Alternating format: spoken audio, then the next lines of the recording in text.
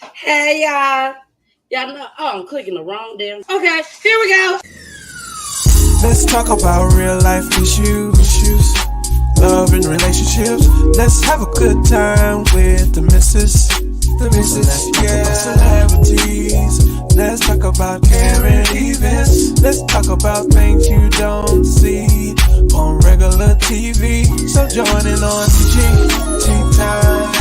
PG Time. Tune in on PG Time. PG Time. Come join us on PG Time. PG Time. Join us on PG Time. PG Time. Yeah.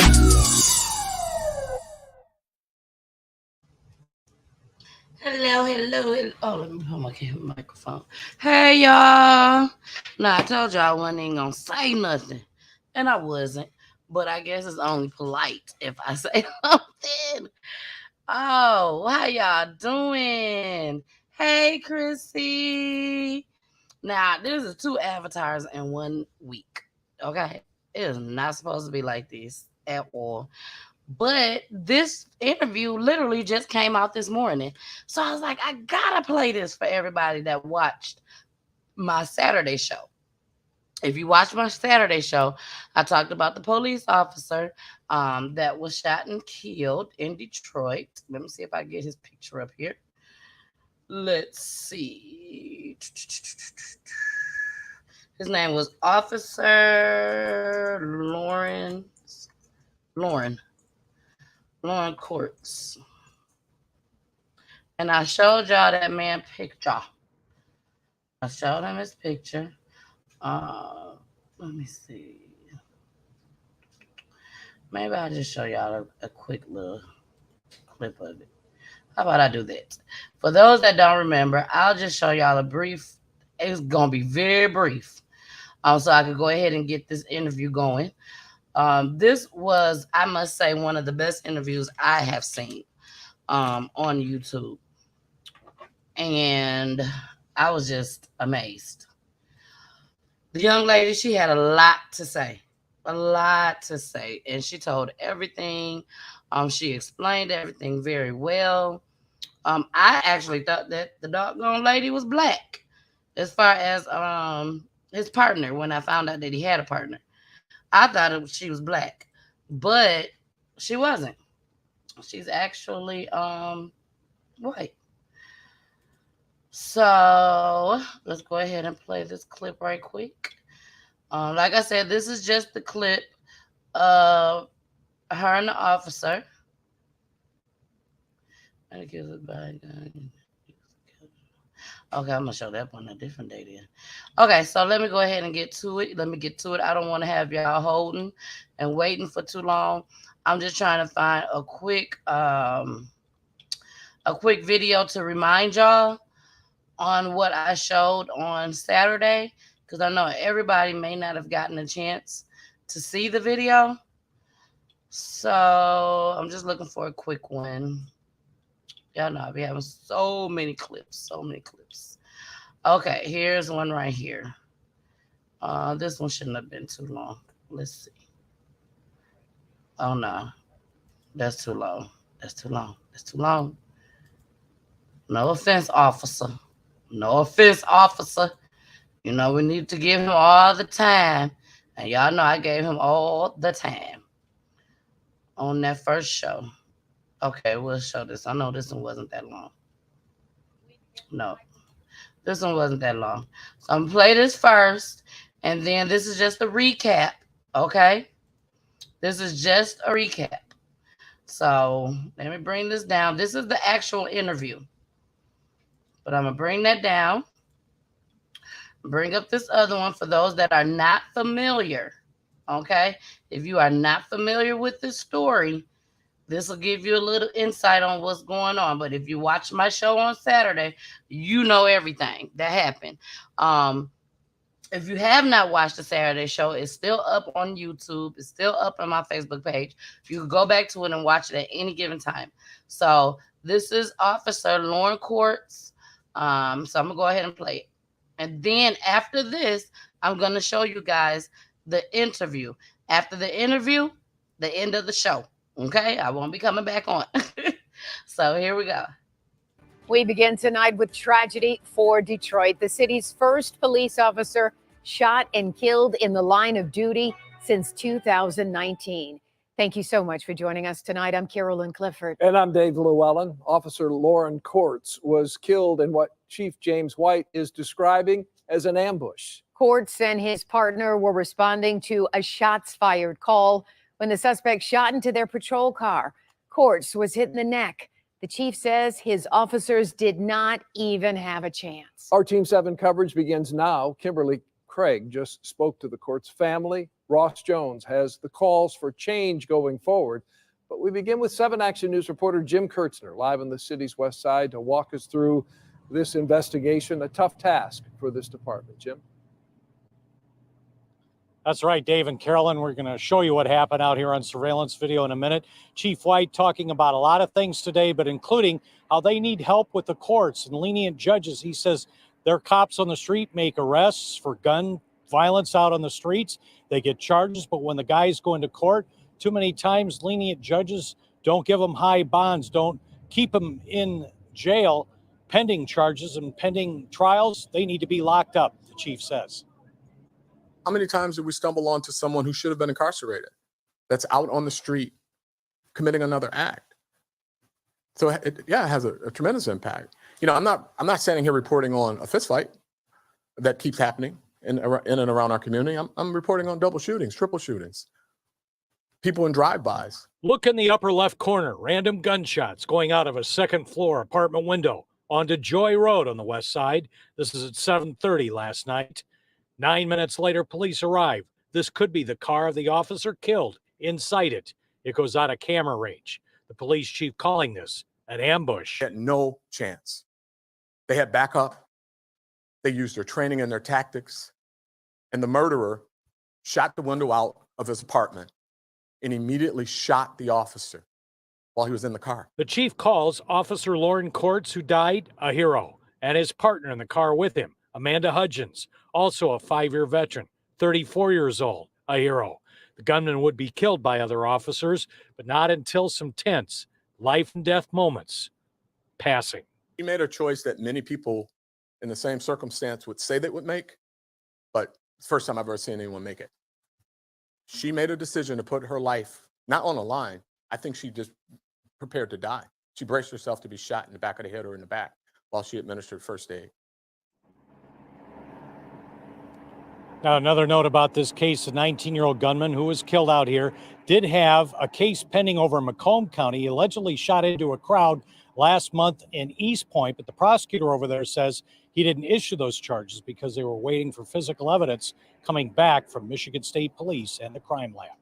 We're live on the west side. Jim Kurtz, 7 Action News. So much emotion in this case, Jim. I mean, we could hear it in Chief White's voice. And then when you see the images of that young officer with his 2 young boys and thinking that even his dad was a police officer, just so emotional and so hard to take.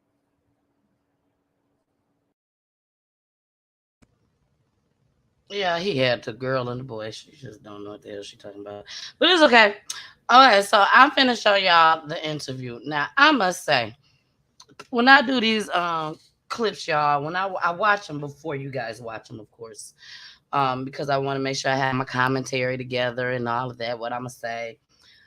So, majority of these clips, I do shed tears. I'm not going to lie. Hey, Mama Peach. Mama Peach says she in the building. She's like, what you doing on here, girl? And the kids gone. We might be doing pop-ups. I told y'all we're going to be doing pop-ups when the kids gone. But like I said, I'm just here to show y'all the interview. But like I was saying, I cry on a lot of these clips. I really do. Y'all don't get a chance to see me crying, but I do cry. Some of them I don't cry. Some of them I get angry. This one right here, I'm not going to even lie to y'all. Pooley came in the house and he was like, baby, you crying? Like, it's just so touching. Oh my gosh. I mean, it was so touching. It really was. I'm not going to stay and do any commentary after she's done because I don't want to. When y'all see this, she was very, very close to this man. Very close. She worked with him, and she's going to explain all of that. One thing that I did not notice that she mentioned anything about his wife. I did not notice anything like that. So when Pooley heard me listening, he was listening while I was watching it. That's one of the things that he asked me. He was like, "Was they a couple?" And I'm like, "No, he had his wife." So I don't even want to go into that.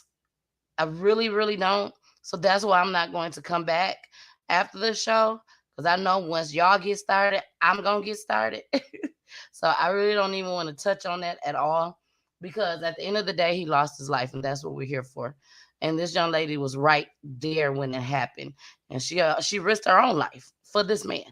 Okay, but God said, "You know what? I'm gonna leave you here. I'm gonna leave you here," and that's what He did. So again, this was very touching.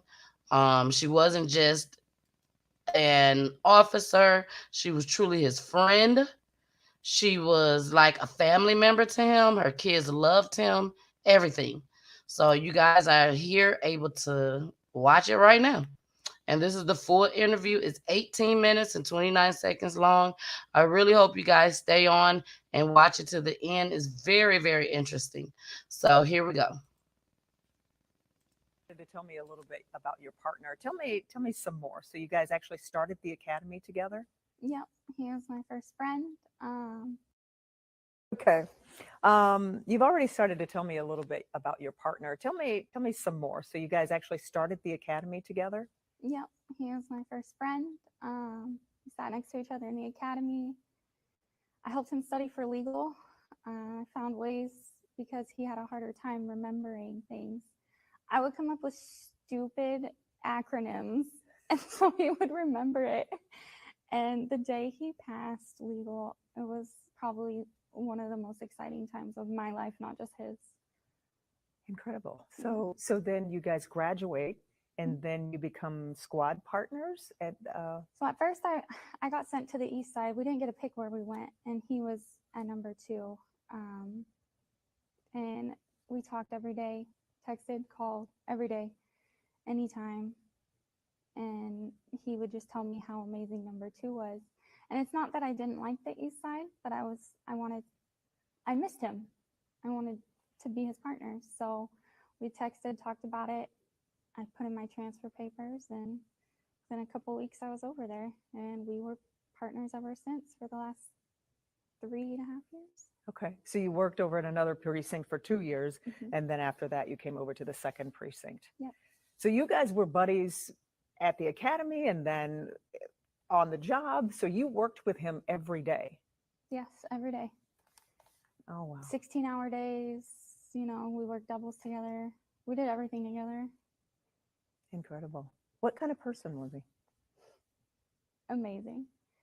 He had a laugh that could light up the room. We're human. I could be having a bad day. He would know I'm having a bad day through our text messages or our conversations.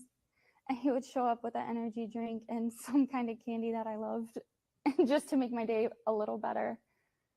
And it was the same for him. Yeah.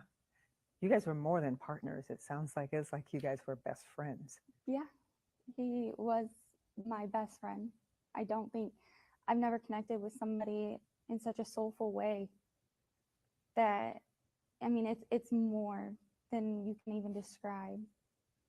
There's been plenty of times we've run into gunfire together. I remember there was a run for a shots fired, and we were in the area. It sounded like we were at war, like the amount of shots that rang out. And I looked at him, he looked at me. He said, "You got me." He put his hand out. I said, "Always." Gave him the high five I always do. And we went in. And, there was somebody there with injuries. We assessed their injuries. Incredible, the job that you do every single day, running toward danger. Yeah. So tell me about that day. Just take me back to that day. You guys, is it a normal day, just like any other 16-hour day? Yeah, it's like any other double. You wake up, you get that good morning text from him because he was already awake at work. And I come in.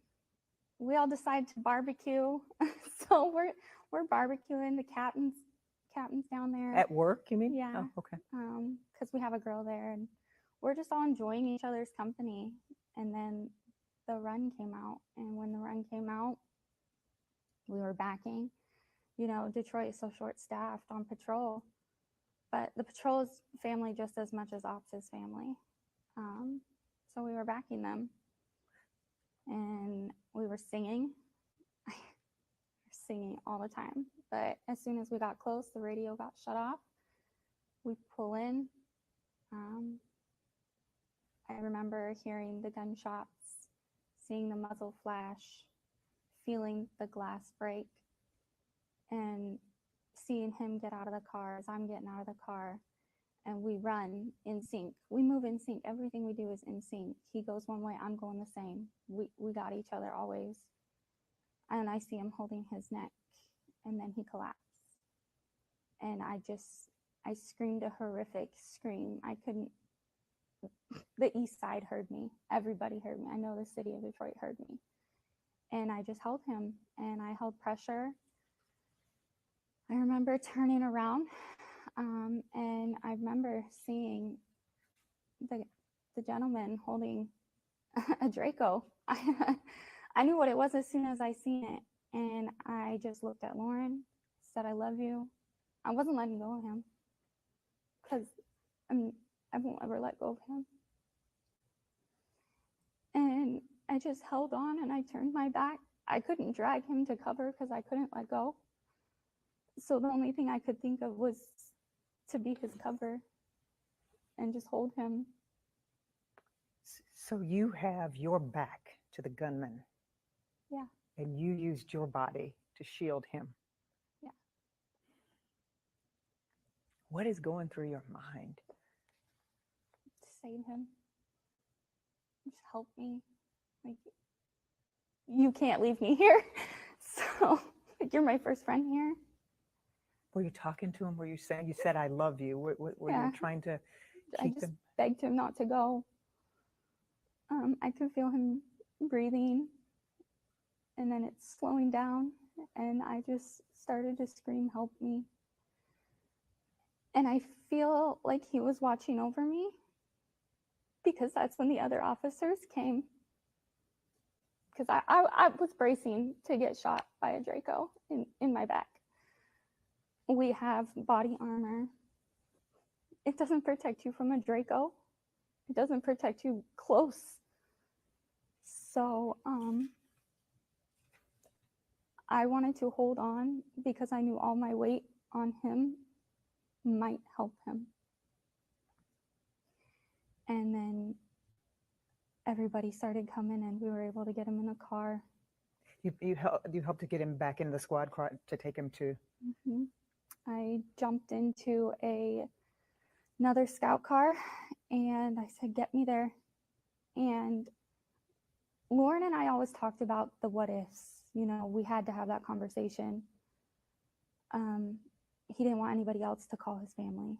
He said, you don't call my mom because I don't want her to worry. You call my dad. So that's what I did. We had each other's parents' phone numbers saved in our phones, and I called his dad, and I'm so thankful he answered. You called his dad to let him know what had happened. At this point, Loren is still at the hospital, and you don't know. No, we're en route to the hospital. Loren's in the car in front of me. And you called his dad while you were in the squad car, following the car to the hospital. Mm-hmm. What did his dad say? He said, okay. And I remember getting out of the scout car and seeing him as we're both running in. What was going through your mind at that point? Help him. Just help him. Were you thinking that was the last time that you would see him? I was hoping not. You know, I don't want that to be the last time I seen him. If you could say something to him today, to Loren, what would it be? I love you. Your kids are going to be okay. I'll make sure they're okay. So tough, so tough. What would you say to that gunman? It didn't have to be like that. Lauren would have gave him the shirt off his back. That's just the kind of person he was.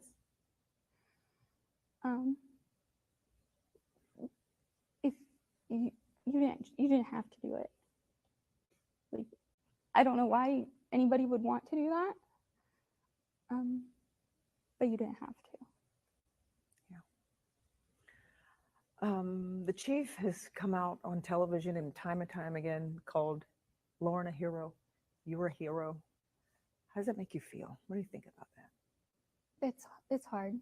I would be lying if I didn't say I have survivor's guilt. I just wish it was enough to keep him here.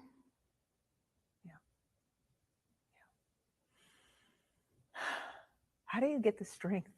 Where does your strength come from? You are incredible. Thank you. Being a police officer was a calling for me. My mom wanted me to be a nurse so bad. It's a calling, you know. Even now, like, I'm sure all the guys in our unit I drive them nuts because I text them all the time, checking on you, haven't heard from you in a day. You got 24 hours or I'm showing up at your house, you know. They're what's keeping me going. My husband's support, my family's support. My parents are flying out tomorrow.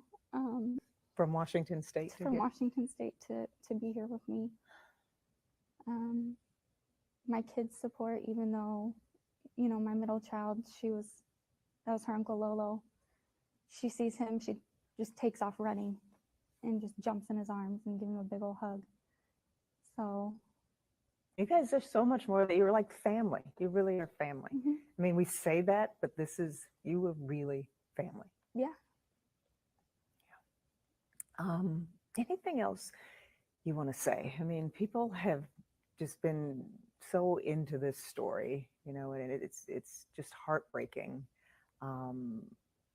Anything you want to say to, I don't know, to viewers, anything about Loren that you want people to know?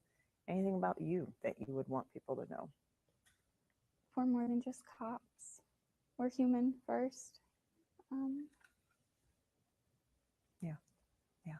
You know, the chief has also spoken out a lot about guns, assault rifles, and come out pretty strong. What's your thought about guns and all the political talk about guns and gun violence? I'm an avid hunter, actually. You know, my small town. That's what we do. We go hunting. I know Loren was very pro Second Amendment. However, no one needs a Draco.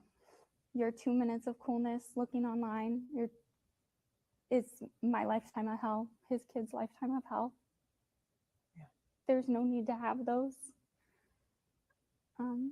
There's really no need for those to even be on the streets. Yeah. And I really hope the penalties for the illegal selling, purchasing, even just having them get stricter. I want to know what you guys were singing. You said that you sing a lot. That I like to sing, and I sing at work too, so that made me think. So you guys would agree on the music apparently, because I know sometimes when I'm writing with photographers at work, I'm like, okay, what are we going to listen to? You listen to what you want to for a while, then I'll listen to what I want to for a while. Oh, we like old school, you know, old school Little Wayne. We like some Kevin Gates. The song we were singing was actually, it was Megan Thee Stallion and Lil Baby. Or Lil Baby. I get Lil Baby and Da Baby confused. Yeah, so. or Da Baby. Yeah. And it was cash shit. And, you know, I'd sing Megan's part, he'd sing the other part. And it's never ending laughter in the car. Like, he would be laughing, he would laugh so hard, be like, I hate you. Like, no, you don't. And yeah. Any other stories? Those are great stories, great memories. You got to have some great memories too. I do. Loren was the kind of cop that we were backing on the deceased person in the trunk. Detroit is short-staffed. I can't say it enough. They are understaffed. They are working hard. That officer's partner was tracking the other suspect. I was blocking one side, his other partner was blocking the other, and Loren was with me. A teenager, probably a year or two older than his son, was walking, and where the stop was and the scene was, it was the only cutoff to where this kid needed to go. And it's midnight in the city of Detroit on a Saturday night. And his walk was going to be from a 10-minute walk to a 45-minute walk because that was the only cutoff. I looked at Loren, he looked at me, we smiled at each other, and I said, I already know. And he ran up to the kid and said, get in. And I stayed with the scene and the other officer, and I said, let me know in 10 minutes that you made it there, because we have radios, so we could talk to each other. I said that you made it there, and you made it there safe, and if not, I'm coming. I'll take a car and I'm coming. And he did. He let me know, and he drove that kid home so he didn't have to walk home on a Saturday night in the city of Detroit. That was just kind of fella he was. Mm-hmm. He tried to be the best person. I mean, he's from Detroit. He grew up in Detroit. He's a Detroiter. And he wanted to see Detroit become something. He wants the people to become something, the children to be something. Yeah. And that's just who he was. You're not from Detroit, but you're here, and I can just feel that you have a love for this city. I do. I love the city. I love my job. You still love your job. I do. I still love being a cop. Yeah. And then did you think of your 3 kids in that moment too, when you've got your back to a gunman with a Draco? You know, you can't think about your kids at home. You think about them on your way in, but to survive, you can't think about it. You have to do your training, because if you're occupied with what's going on at home, you're gonna get distracted. Mm-hmm. I love my children. You know, they say I'm an awesome mom. My oldest daughter, her kids at school call me Kim Possible because the hair in the pants. I would hope that they understood. Yeah. That this is a calling and this is a job, and mm-hmm. in order for you not to become distracted, you have to focus on what's at hand. Incredible. I don't know if I could do it. What would you miss the most? His laugh, just his company, you know, his energy. It's so much I miss. You know, I went to call him about the news conferences, this stuff, and you know, I tell him everything. Mm-hmm. So everything about him. You said you went to call him about the news conferences, like the news like conferences this, about like meeting with y'all. I went to call him to tell him, and it's a muscle memory, because that's how much we talked and meant to each other. Did you know you knew his kids? You knew his dad. You had already met them before. Mm-hmm. Did his kids call you Aunt Amanda? He tried to shield his kids from the police work the best he could. So it wasn't like an Aunt Amanda type thing, but yeah. But they knew you. They knew that you worked with their dad. And okay. I think. When are you going to return to work? You know, a lot of people tell me take my time. I'm going to take my time. I'm going to do, you know, I'm not above seeking therapy. I am in therapy. I think a lot of police officers, you know, they got that stigma. They don't think, you know, I'm tough. I'm not going to therapy. I don't need help. I'm going to need some help through this. So I don't have a projected start date, but I will be coming back. Wow. Do you know anything about arrangements for? I do not yet. Mm-hmm. Well, hang in there. Thank you. It's tough. I'm just looking at you, just like, I don't know where you get your strength. I don't know that I could be so strong. Well, I have him behind me, so that's what I'm going with. Yep. Yep. So great. Okay.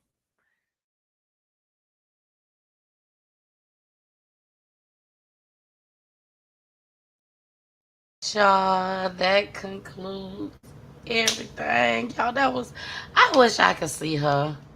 I wish I could see her. I wish I could give her a hug. I probably would start crying. I mean, she seemed like the perfect little white girl. Not to say it like that, but she just seems so nice. And I like nice people. And that's how she seemed. She seemed like she was really not there for a paycheck. She was there to help the community. I mean, that's what I take from it. Like I said, I would really love to meet this lady. I really, really would. At the end of the day, y'all, she thought she was gonna die. But if I die, I'm gonna die protecting him, my partner. Not a husband, not a boyfriend, her partner, who she done been friends with for 5 years, who was her very first friend in Detroit. That got to mean something. It got to mean something. All right, I see you in there, Tamika. What's up, boo? Well, y'all, we finna get out of here. Like I told y'all, I just wanted to show y'all that clip with that interview. I hope you guys enjoyed it. I enjoyed it. Like I said, it was very interesting. It was very much worth bringing to Peachy Tea Time, especially after me covering the story. So we heard from on Saturday. You heard from the wife, the kids.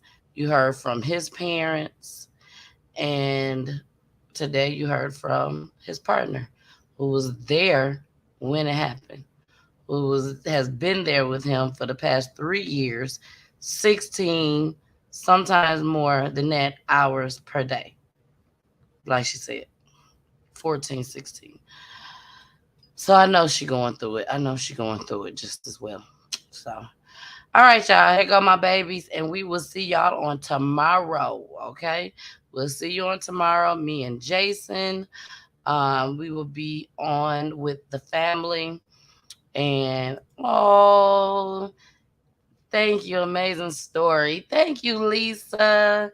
Thank you so much for watching. I really appreciate it. Lisa, I love you, girl. I love you. But yes, thank you all so much for watching. I really appreciate it. I definitely think it was worth bringing. You all know that I'm from Michigan just as well. So when I hear these stories from Detroit, from Saginaw, when I hear the stories even from Chicago, Flint, Michigan, all that stuff touches me, and this story right here really, really, really touched my heart. It really did because it did not have to happen. There's some of these stories that we see, um, we may not know what that person did. All we know is they were shot or they was killed. And that's messed up that they was shot and they was killed. That's all we know because we don't know these folks. I don't know these folks. Some of these people I do get to know because I want them to be on the show, you know. But majority of all these shows that I do, I don't know these people that come on my show. I know Nikki was on the show. I know her, went to school with her. I know Tamika. Tamika was on the show. I don't know Chrissy. Chrissy was on the show, but I talked to her over the phone to try to get to know her before she come on the show. I've had a lot of people on this show that I don't know.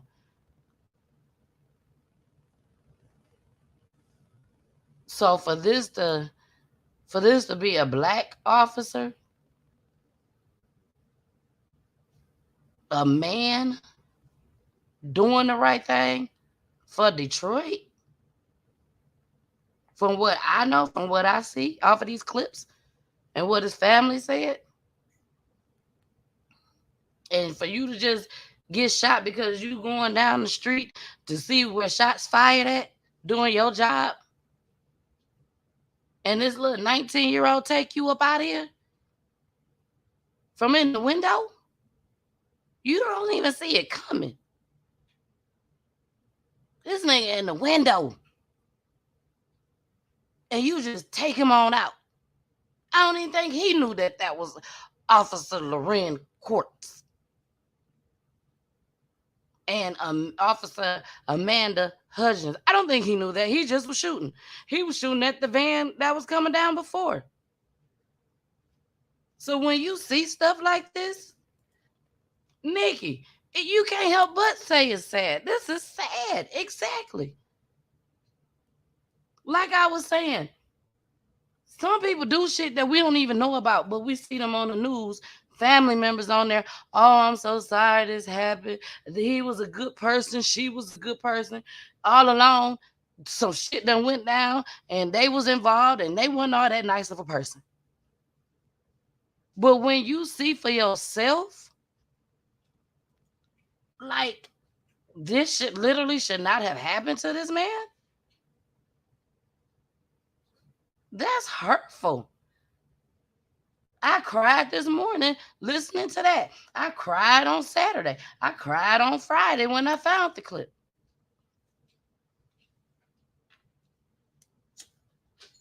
I don't know.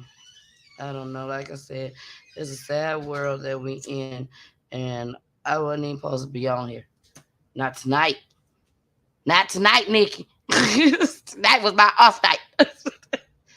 But like I said, when I see stuff like this, I wasn't going to be able to bring it on Wednesday because Wednesday is for the family members. I wasn't going to be able to bring it on Friday because Friday is a full show with me and Pooley. So I can't present y'all with an 18-minute clip. You know what I'm saying? I can't do that. So I'm like, I got to try and sneak it in, right now. I got to. It was worth showing. So, y'all, I'm out of here. I just got me a George Foreman smokeless inside grill. So I'm about to go and taste these chicken tenderloins. Nikki, girl, I put some, what is that stuff? I about to say lighter fluid. Liquid smoke. I put some liquid smoke on it. Along with my seasoning, girl. Like I'm right outside. But it's inside. It's an inside smokeless grill. So I'm finna go test it out. See what the food tasting like. Because it's already done. So, but y'all, thank you so much for joining. You got to listen to my babies. And I will see y'all tomorrow night at 9:00 p.m. Eastern Time. And that's 8:00 p.m. Central Time and 6:00 p.m. Pacific Time. I love you guys. Bye.